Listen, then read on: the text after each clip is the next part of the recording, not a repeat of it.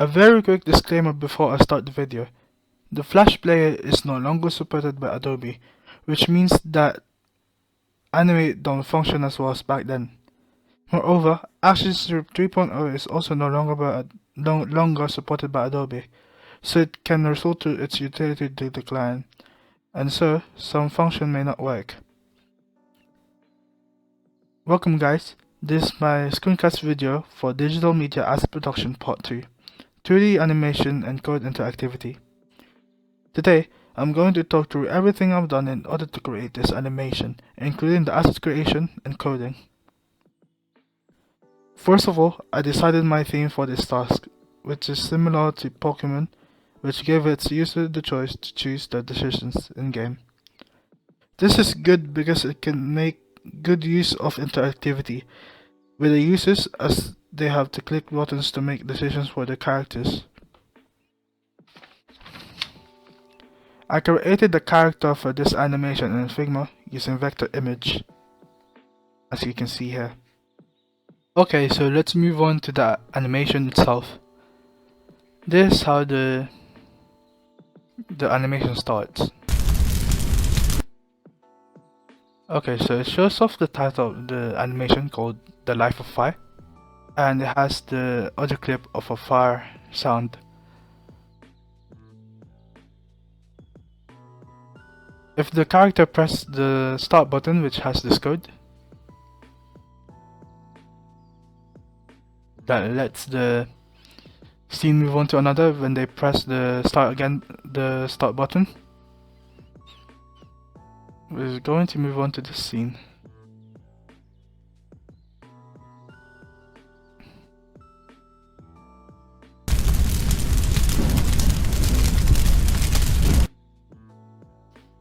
Okay, let's break down this scene. It has the text box and the text to make it seem like we're reading a story or we're in a story. And then after the scene finishes, it will move on to the next scene called Destroy Possess. Let's break down this scene. When I used the motion guide to make sure the explosion in the fire breaks into 4 pieces. That makes it look like the fire is spreading, and the motion guide is used to make it go to the path that I wanted to go to. I also used classic tweening for the big fire to keep growing bigger. Again, I've used motion guide to make the flies look like they're moving around. If the user presses no, which has this code that makes it go to the no possess scene, it will go to the next possess scene that plays this. I used the classic tweening to make the fire grow and move like it is right now to make it smoother. Also added a mouth for it to personify the fire. And then there's the code in this scene that makes it go to the next scene called End.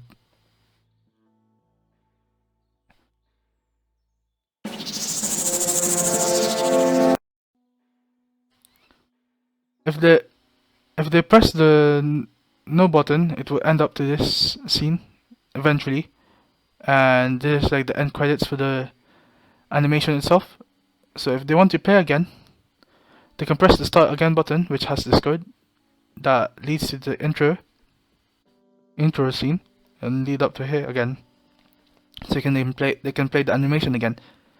However, if they press the yes button in the destroy process scene, it will lead up to the Goku scene, which is this. Okay, let's break down this scene. I've used motion tween to make the hand move up and down, to remind the user that they have to keep pressing the power up button to power up the character. I've also used armature for the character to make it move as it is, like having the stuns, as you can see. I've also used classic tweening to make the fire grow bigger and bigger and bigger. It also reminds the user to ignite your power in order to survive the harsh environments we are about to go through. And then, as the scene finishes, it will lead to the slimes scene. However, during the scene itself, it will go through different frames of the scene to make it look like it's powering up. And there's the scene for it. There's the code for it. Okay, we're going to the slime scene now. Like this. Again, I've used Armature to make the character move as it is, with 3 new slimes elements to the addition to give it the motivation to fight. I've used classic tweening to make the slimes move. If the user press the fight button, it will lead to the battle scene, which has this code. Moving on to the battle scene.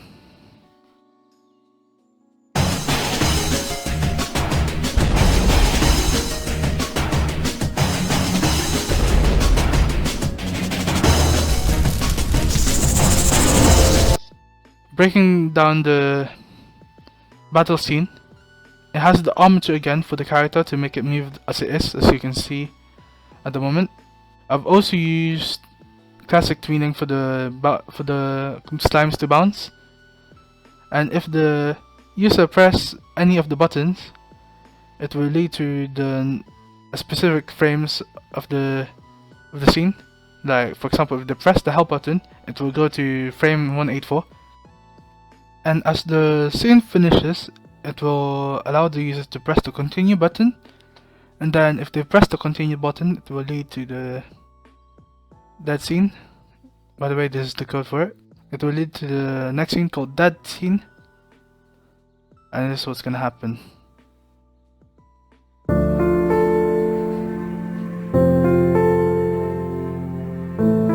Will I be able to find out?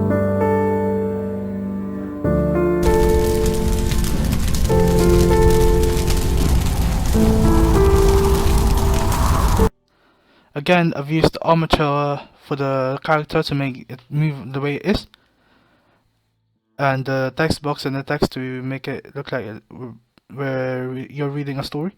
Again, I've used classic tweening to make the fire engulf the body. I've just made the wind using classic brush tool to make the wind to basically just engulf the fire. As the scene finishes, as you can see here, it will move on to the end button, the end of the animation again. Just like how you press, if the user press the no button in the destroy and possess scene, it will end again. If they want to play the animation again, they can press the start again button. It will lead to the intro. And yeah, that's basically it for this animation. If you like my video, smash the like button, comment down below, and subscribe to my channel. That's it for now. This is John Ray Layson. Goodbye.